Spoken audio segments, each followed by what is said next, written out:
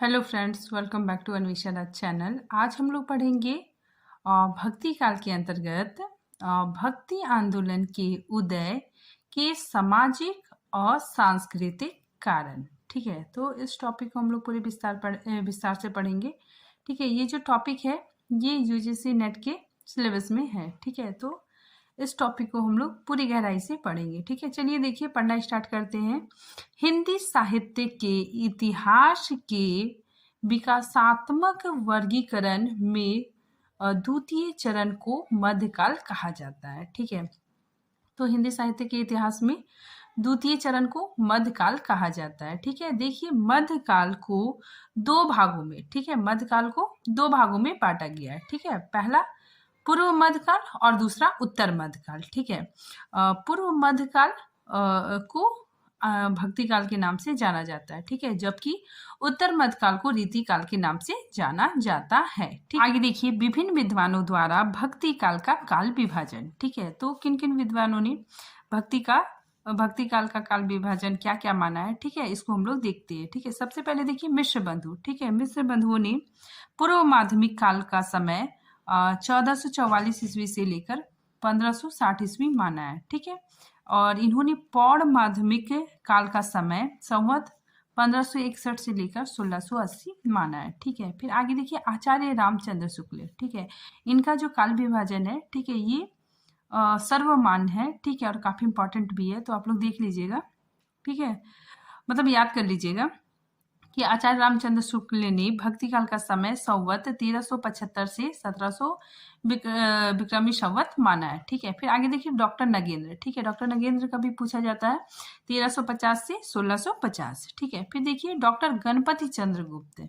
ठीक है, डॉक्टर गणपति चंद्र गुप्त के अनुसार भक्ति काल का समय संवत 1350 से 1500 है। ठीक है, फिर देखिए डॉक्टर राम कुमार वर्मा। ठीक है, डॉक्टर राम कुमार वर्मा ने 1375 से 1700 माना है। ठीक है, अब देखिए भक्ति काल के विषय में महत्वपूर्ण बातें। ठीक है, अब हम लोग भक्ति काल के विषय में कुछ महत्वपूर्ण बातों को जानते हैं। ठीक है, देखिए मोनियर विलियम। ठीक है, ये कौन थे? एक विद्वान थे। ठीक है, तो इनके अनुसार भक्ति शब्द की उत्पत्ति भज से हुई है। ठीक है, तो इनके अनुसार भक्ति शब्द की उत्पत्ति भज से हुई है। ठीक है, भज मतलब क्या होता है? इसका अर्थ जुड़ना या फिर भाग लेना। ठीक है, आगे देखिए भक्ति का प्रथम उल्लेख। ठीक है, ये भक्ति शब्द है। ठीक है, इसका प्रथम उल्लेख श्वेताश्वतर उपनिषद में देखने को मिलता है। ठीक है, आगे देखिए भागवत गीता के 7 से 12 अध्याय। ठीक है, मतलब 7 से लेकर 12 अध्याय तक भक्ति का वर्णन किया गया है। आगे देखिए हिंदी भक्ति साहित्य की परंपरा महाराष्ट्र के संत नामदेव। ठीक है, नामदेव के जन्म 1216 ईस्वी से मिलने लगता है। ठीक है, फिर आगे देखिए भक्ति का तात्पर्य। ठीक है, हम लोग समझते हैं कि जो भक्ति काल है, ठीक है, भक्ति काल से क्या तात्पर्य है? देखिए जिसमें भागवत धर्म का प्रसार प्रसार किया गया। ठीक है, मतलब प्रचार प्रसार के परिणाम स्वरूप भक्ति आंदोलन का सूत्रपात हुआ। ठीक है, तो हम लोग इसमें देखते हैं भक्ति काल का तात्पर्य क्या हो गया कि जो भागवत धर्म का जो प्रचार प्रसार है, ठीक है, तो भागवत धर्म के प्रचार प्रसार के परिणाम स्वरूप भक्ति आंदोलन का सूत्रपात हुआ। ठीक है, आगे देखिए लोक प्रचलित भाषाएं धीरे धीरे भक्ति भावना की अभिव्यक्ति का माध्यम बन गई। ठीक है, तो जो लोगों में प्रचलित थी, ठीक है, लोक भाषाएं मतलब जो लोग आम बोलचाल में, ठीक है, अपनी दिनचर्या में जिस भाषा का प्रयोग करते थे, ठीक है, तो उसी भाषा के माध्यम से क्या हो गया? भक्ति भावना की अभिव्यक्ति का माध्यम बना। ठीक है, तो ये जो भक्ति भावना है, ठीक है, इसकी अभिव्यक्ति का माध्यम बना। आगे देखिए भक्ति आंदोलन हिंदुओं का सुधारवादी आंदोलन था। ठीक है, इसमें ईश्वर के प्रति, ठीक है, इसमें ईश्वर के प्रति असीम भक्ति, ठीक है, ईश्वर की एकता, भाईचारा, सभी धर्मों की समानता तथा जाति व कर्म कांडों की भर्त्सना का उपदेश दिया गया है। ठीक है, फिर देखिए भक्ति आंदोलन का आरंभ। ठीक है, ये काफी इंपॉर्टेंट है कि भक्ति आंदोलन का आरंभ कहाँ हुआ था? तो भक्ति आंदोलन का आरंभ दक्षिण भारत में हुआ था। ठीक है, तो भक्ति आंदोलन का आरंभ दक्षिण भारत में 7वीं से 12वीं के बीच हुआ था। ठीक है, और इस आंदोलन के प्रथम प्रचारक, ठीक है, प्रथम प्रचारक कौन थे? शंकराचार्य माने जाते हैं। ठीक है, परंतु उनके आदैत्यवाद, ठीक है, जो शंकराचार्य ने जो मत दिया, ठीक है, आदैत्यवाद, ठीक है, तो आदैत्य तथा माया संबंधित सिद्धांत बहुत ही जटिल और कठोर था। ठीक है, तो इनका जो आदैत्यवाद था, ठीक है, वो क्या था, बहुत जटिल और कठोर था। ठीक है, और उसे आम जनता नहीं समझ सकती थी। ठीक है, और इस्लाम के भारत आने के साथ ही, ठीक है, मतलब इस्लाम जब भारत आया, ठीक है, तो भारत आने के साथ ही भक्ति आंदोलन में तेजी आई। ठीक है, तो इस्लाम जब भारत आया तो क्या हुआ, भक्ति आंदोलन और तीव्र गति पकड़ लिया। ठीक है, मतलब उसमें तेजी आई। ठीक है, फिर आगे देखिए, भक्ति के आद्य मतलब प्रारंभिक आचार्य रामानुचार्य थे। ठीक है, इन्होंने शास्त्रीय पद्धति से सगुण भक्ति का निरूपण किया। ठीक है, आगे देखिए, प्रारंभिक भक्त कवि, ठीक है, दक्षिण के अलवार थे। ठीक है, तो प्रारंभिक भक्त कवि कौन थे, दक्षिण के अलवार थे। ठीक है, उसमें अनेक अवर्ण मतलब छोटी जाति के लोग भी उसमें थे। ठीक है, तो उसमें अवर्ण मतलब छोटी जाति के लोग थे और एक महिला संत। ठीक है, एक महिला भक्त कौन थी, अंडाल। ठीक है, और इस महिला भक्त को क्या कहा जाता है, दक्षिण की मीरा भी कहा जाता है। ठीक है, तो ये काफी बहुत बार पूछा जाता है, तो आप लोग ये याद रखिएगा कि एक महिला भक्त कौन थी, अंडाल। ठीक है, जिसे दक्षिण की मीरा कहते हैं।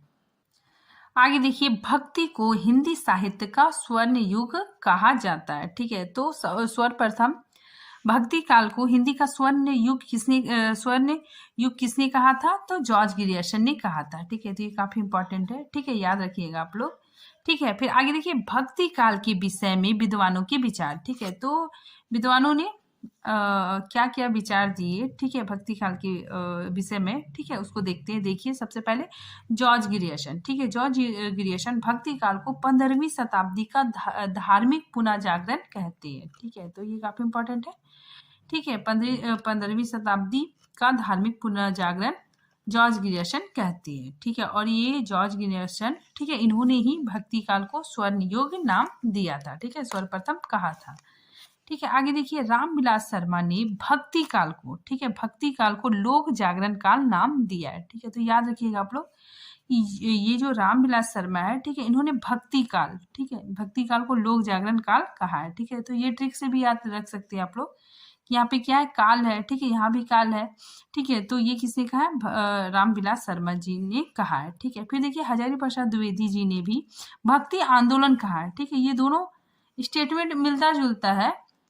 ठीक है, तो आप लोग याद रखिएगा, इसमें क्या होता है, काल है। ठीक है, भक्ति काल को लोक जागरण का काल कहा है रामविलास शर्मा ने। ठीक है, लेकिन आचार्य हजारी प्रसाद द्विवेदी जी ने भक्ति आंदोलन को लोक जागरण की संज्ञा दी है। ठीक है, तो हजारी प्रसाद द्विवेदी ने भक्ति आंदोलन कहा है। ठीक है, भक्ति आंदोलन को लोक जागरण की संज्ञा दी है। ठीक है, लोक जागरण की संज्ञा इसलिए दी है क्योंकि उस समय लोगों में मतलब जागरण या फिर लोग जागृत हुए थे। ठीक है, जो असुसुप्ता अवस्था में थे। ठीक है, सोए हुए अवस्था में थे। ठीक है, तो भक्ति काल आते आते लोगों में जागरण आ गया। ठीक है, फिर आगे देखिए, भक्ति आंदोलन के उदय के बारे में महत्वपूर्ण विचार है। ठीक है, तो भक्ति आंदोलन का उदय मतलब उत्थान। ठीक है, उत्थान के बारे में हम लोग महत्वपूर्ण विचारों को देखते हैं। देखिए, सबसे पहले किन किन विद्वानों ने क्या कहा है। सबसे पहले हम लोग देखते हैं ग्रियर्सन। ठीक है, ग्रियर्सन का क्या मानना है, देखिए, ग्रियर्सन क्या मानते हैं, ईसाइयत की देन मानते हैं। ठीक है, फिर आगे देखिए, हजारी प्रसाद द्विवेदी। ठीक है, इनका क्या मानना है, देखिए, भारतीय चिंताधारा का स्वाभाविक विकास। ठीक है, इनका मानना है कि जो भक्ति आंदोलन है, ठीक है, उसके उदय के विषय में इनका मानना है कि मतलब ये क्या है, भारतीय चिंताधारा का स्वाभाविक विषय है। ठीक है, मतलब ये मतलब स्वाभाविक, ठीक है, नेचुरल रूप से अपने आप में मतलब आ गया। ठीक है, इसका कोई कारण नहीं है। ठीक है, ये स्वाभाविक रूप से मतलब इसका उदय हुआ। ठीक है, आगे देखिए, आचार्य रामचंद्र शुक्ल। ठीक है, इनका क्या कहना है, इस्लाम आक्रमण की प्रतिक्रिया। ठीक है, इस्लाम आक्रमण की प्रतिक्रिया के रूप में भक्ति आंदोलन का उदय हुआ। आगे देखिए, गजानन माधव मुक्ति बोध, ठीक है, इनका क्या मानना है, देखिए ऐतिहासिक सामाजिक शक्तियों के रूप में जनता के दुखों, ठीक है, जनता के दुखों व कष्टों से हुआ, ठीक है।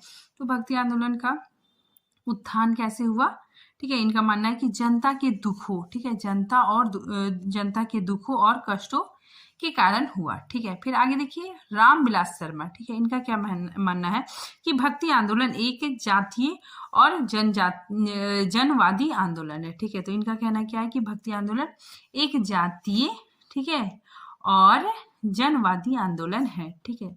तो ये याद रखिएगा आप लोग कि भक्ति काल, ठीक है, भक्ति काल एक समय सीमा है, ठीक है, और भक्ति आंदोलन एक आंदोलन है, ठीक है।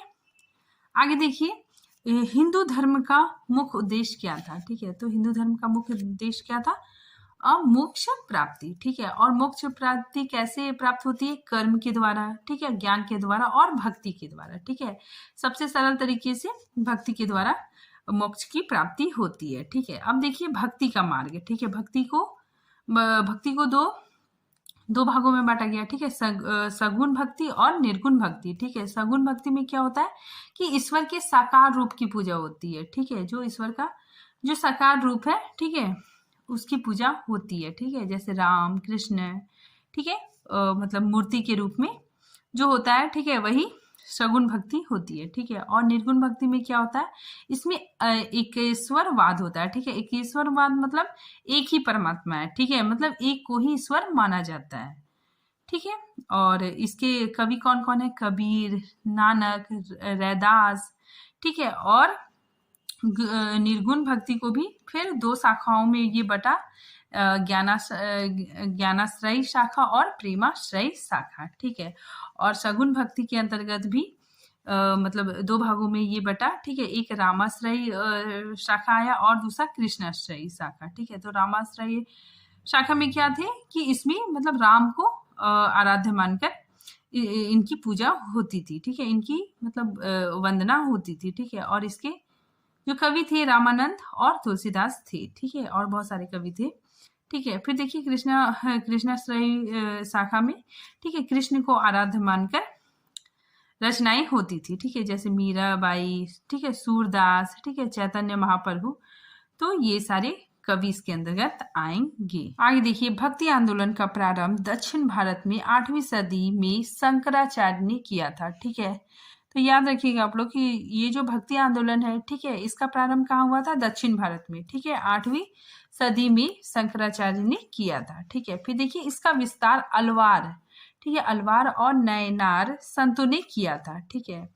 तो अलवार कौन होते हैं, ठीक है, और नयनार कौन होते हैं, ठीक है, इसके बारे में हम लोग जानते हैं, ठीक है। देखिए अलवार भक्त कौन थे, जो विष्णु, ठीक है, विष्णु और विष्णु के विभिन्न रूपों की पूजा करते थे, ठीक है, वो अलवार कहलाए, ठीक है। फिर देखिए नयनार कौन थे, जो शिव या शिव के रूपों की पूजा करते थे, ठीक है, वो नयनार कहलाए, ठीक है। देखिए इसको हम लोग ट्रिक से भी याद रख सकते हैं, ठीक है, शिव के 3 नेत्र हैं, ठीक है, तो इसके वजह से तो ये क्या हो गया नयनार, ठीक है। और नयनार में क्या होता है, शिव या फिर शिव के विभिन्न रूपों की पूजा होती है, ठीक है। फिर देखिए अलवार संतों की संख्या कितनी थी, 12, ठीक है, अलवार संतों की संख्या 12 थी, ठीक है, जिसमें मधु कवि, ठीक है, फिर अंडाल ये महिला थी, ठीक है, कुलशेखर आदि है, ठीक है। फिर नेक्स्ट देखिए नयनार में संतों की संख्या कितनी थी, 63, ठीक है, जिसमें सुंदर मूर्ति, ठीक है, तरु ज्ञान थे, ठीक है। अब देखिए शंकराचार्य, ठीक है, शंकराचार्य ने आद्वैतवाद मत का विकास किया, ठीक है। देखिए शंकराचार्य कौन थे, भक्ति आंदोलन के जन्मदाता माने जाते हैं, ठीक है। और इन्होंने जो मत दिया आद्वैतवाद, ठीक है, इसमें इन्होंने कहा कि ब्रह्म ही सत्य है, ठीक है। और इन्होंने कई स्तर पर हिंदू धर्म को स्थापित करने का प्रयास किया, ठीक है। देखिए ये याद रखिएगा आप लोग, ठीक है, क्योंकि एग्जाम में ये बहुत ज्यादा पूछा जाता है, ठीक है। ये प्रवर्तक है और ये उनका मत है, ठीक है। देखिए शंकराचार्य ने आद्वैतवाद मत लाया, ठीक है। फिर देखिए माधवाचार्य, ठीक है, माधवाचार्य ने दैत्यवाद इनका मत है, ठीक है। फिर देखिए नीमकाचार्य ने दैत्यवाद लाया, ठीक है। फिर देखिए बल्भाचार्य ने शुद्धा दैत्यवाद इनका है। ठीक है, फिर देखिए रामानुचार्य, ठीक है, इन्होंने विशिष्ट दैत्ववाद लाया। ठीक है, देखिए विशिष्ट दैत्ववाद में क्या होता है, आदित्यवाद और दैत्ववाद के मिश्रण से ये बना है। ठीक है, ये दोनों के मिश्रण से विशिष्ट दैत्ववाद ये बना है। ठीक है, तो ये जो टेबल है, ठीक है, ये याद रखिएगा आप लोग, क्या कि हर एग्जाम में इससे क्वेश्चन पूछा ही जाता है। ठीक है, इधर प्रवर्तक है और इधर इसका ये मत है। ठीक है, किन किन आचार्यों ने क्या क्या मत दिया। भक्ति आंदोलन के कारण, ठीक है, भक्ति आंदोलन का कारण क्या क्या था, ठीक है, ये काफी इंपॉर्टेंट है। ठीक है, सबसे पहले राजनीतिक कारण था। ठीक है, फिर सामाजिक कारण और सांस्कृतिक कारण। ठीक है, चलिए हम लोग बारी बारी से सबको पढ़ते हैं। सबसे पहले देखते हैं राजनीतिक कारण। ठीक है, राजनीतिक कारण क्या था, देखिए, देश में मुसलमानों का राज्य प्रतिष्ठित होने से हिंदू जनता के हृदय में गौरव, ठीक है, गर्व और उत्साह का नहीं मतलब उत्साह ना रह गया। ठीक है, मतलब देश में क्या हो गया कि मुसलमान राजा आने लगे। ठीक है, मुसलमानों का राज्य स्थापित होने लगा। ठीक है, जिसके कारण हिंदू जनता के हृदय में गौरव, ठीक है, गर्व और उत्साह नहीं रहा। ठीक है, फिर आगे देखिए, भारत पर समय समय पर आक्रमण होते रहे। ठीक है, भारत के उत्तरी भाग में तुगलक वंश, ठीक है, सैयद वंश, लोधी वंश, ठीक है, मुगल जैसे बाबर, अकबर, हुमायूं, जहांगीर, ठीक है, शाहजहां, औरंगजेब इत्यादि ने शासन किया। ठीक है, और यह काल 1326 से 1526 तक रहा। ठीक है, फिर आगे देखिए, मुस्लिम शासकों द्वारा मंदिर गिराना। ठीक है, तो मुस्लिम शासक क्या करते थे, मंदिर गिराते थे। ठीक है, देव मूर्तियां तोड़ना, ठीक है, वह पूज्य पुरुषों का अपमान करना। ठीक है, तो ये सारा कार्य मुस्लिम शासक करते थे। ठीक है, जिसकी वजह से जो हिंदू जनता थी, ठीक है, उनके मतलब उनको बहुत ही दुख होता था। ठीक है, उन्हें बहुत ही मतलब बुरा फील होता था। ठीक है, इसकी वजह से वे भक्ति की तरफ अग्रसर हुए। ठीक है, आगे देखिए, मुस्लिम साम्राज्य को फैलने से रोकने वाले राज्यों का लोप हो जाना। ठीक है, फिर आगे देखिए, मुस्लिम शासक द्वारा एकेश्वरवाद पर बल। ठीक है, तो मुस्लिम शासक क्या करते थे, एकेश्वरवाद पर बल देते थे। ठीक है, कि ईश्वर एक है। ठीक है, जैसे हम लोग देखते भी है कि वो लोग मतलब अल्लाह का ही पूजा करते हैं। ठीक है, एक ही भगवान का पूजा करते हैं। तो मुस्लिम शासकों द्वारा एकेश्वरवाद पर बल। ठीक है, आगे देखिए, धर्म और जाति का भय। ठीक है, मतलब जो मुस्लिम शासक थे वो धर्म और जाति का भी भय दिखलाते थे। ठीक है, जबरदस्ती मतलब धर्म परिवर्तन भी करवाते थे। ठीक है, और दोनों धर्मों में द्वेष बढ़ा। ठीक है, हिंदू मुस्लिम दोनों धर्मों में क्या हो गया, द्वेष बढ़ गया। ठीक है, हिंदू व मुस्लिम धर्म में उदारता और सद्भावना नहीं थी। ठीक है, तो दोनों धर्मों में उदारता और सद्भावना नहीं थी। ठीक है, आगे देखिए, मुस्लिम एवं हिंदू में एकता का अभाव। ठीक है, तो हिंदू और मुस्लिम में क्या होने लगा, एकता का अभाव हुआ। कि हताश जनता के लिए भगवान की शक्ति और करुणा की ओर ध्यान ले जाने के अतिरिक्त दूसरा मार्ग ना रहा। ठीक है, तो जो हताश जनता थी, ठीक है, उनके पास कोई चारा नहीं था। ठीक है, वे बहुत मतलब दुखी हो गए। ठीक है, और वे भक्ति की मार्ग की ओर अग्रसर हुए। ठीक है, भक्ति के अलावा उनके पास कोई भी रास्ता नहीं बचा। ठीक है, क्योंकि इंसान जब परेशान होता है तो वो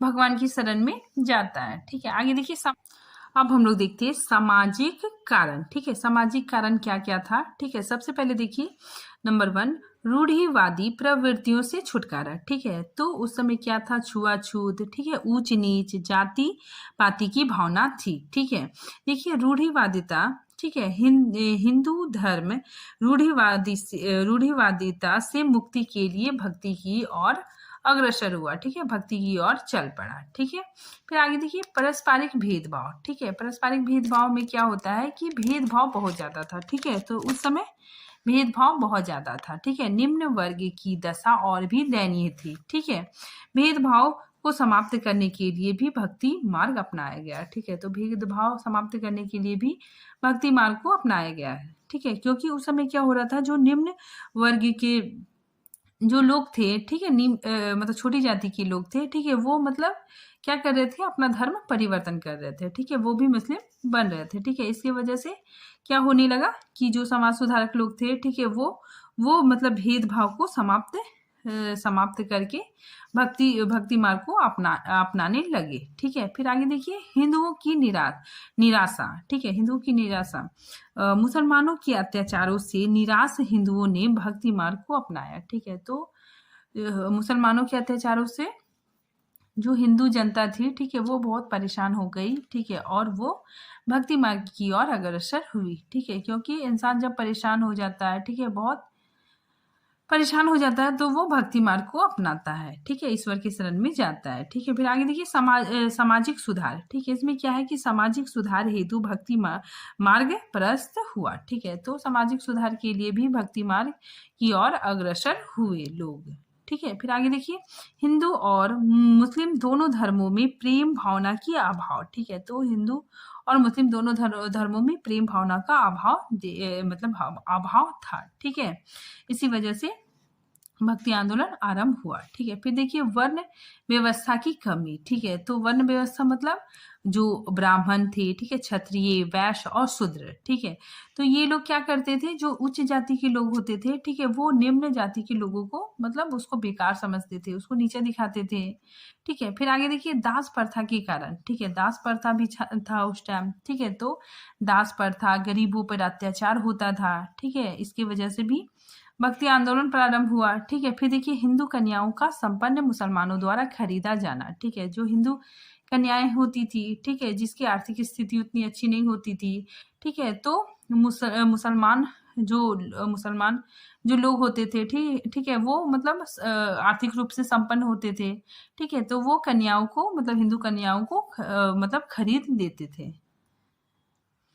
आगे देखिए कुलीन स्त्रियों का अपहरण। ठीक है, कुलीन मतलब जो अच्छे घर की स्त्री होती थी, ठीक है, उसको भी मुसलमान जो शासक रहते थे, ठीक है, तो वो क्या करते थे, इन स्त्रियों का अपहरण कर लेते थे। ठीक है, फिर देखिए सती प्रथा। ठीक है, उस टाइम सती प्रथा भी चरम सीमा पे थी।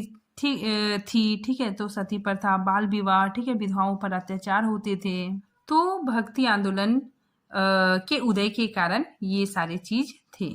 ये बौद्ध धर्म महायान, ठीक है, वज्रयान के पंचमकार का विरोध, ठीक है, मांस, मछली, मदिरा, ठीक है, मैथुन, मुद्रा मतलब पैसा, ये सब ग्रहण करते थे। ठीक है, तो जो बौद्ध धर्म के महायान वज्रयान शाखा के जो सिद्ध थे, ठीक है, वो क्या करते थे, पंचमकार करते थे। ठीक है, वे मांस, मछली, मदिरा, मैथुन, ठीक है, मुद्रा, इन सब चीजों को ग्रहण करते थे। ठीक है, तो इन्हीं के विरोध में भक्ति आंदोलन का उदय हुआ। ठीक है, देखिए इन सब की वजह से इस आंदोलन की शुरुआत हुई। ठीक है, अब हम लोग कुछ देखते हैं सांस्कृतिक कारण। ठीक है, सांस्कृतिक कारण कौन कौन से थे। ठीक है, सबसे पहले देखिए वैदिक रूढ़िवादिता के खिलाफ नाथों की आवाज।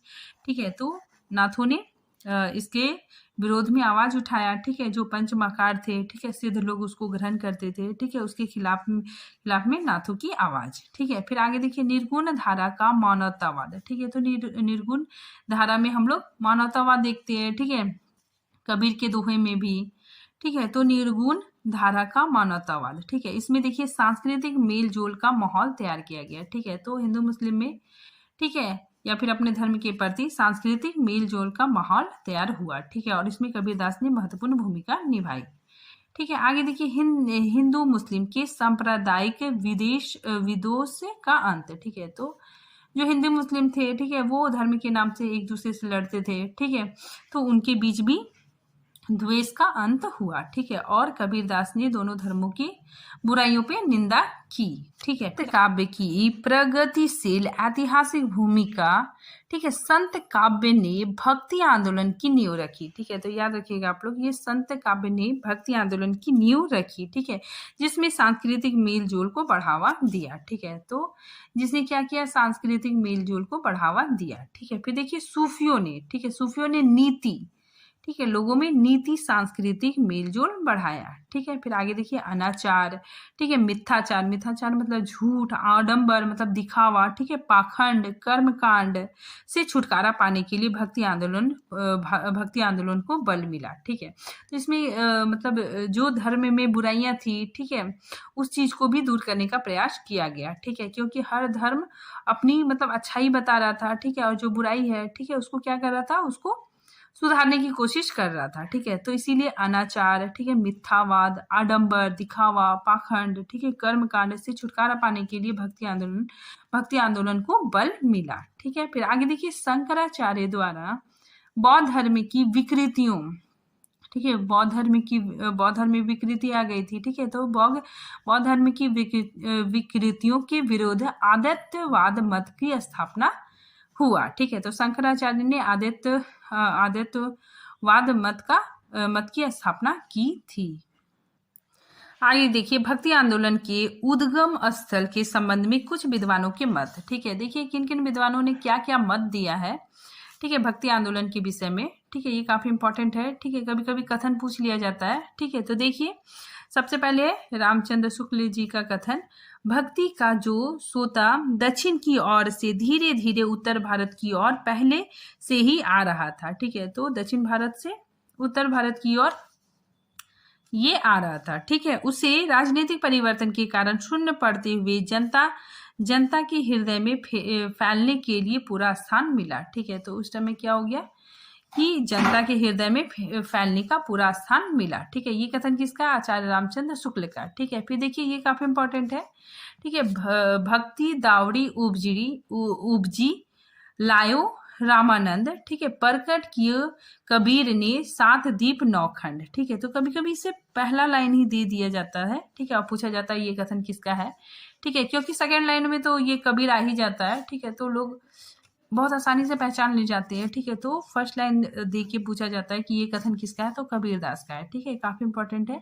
कबीरदास ने ये कथन दिया है कि भक्ति दावड़ी उपजी लाए रामानंद।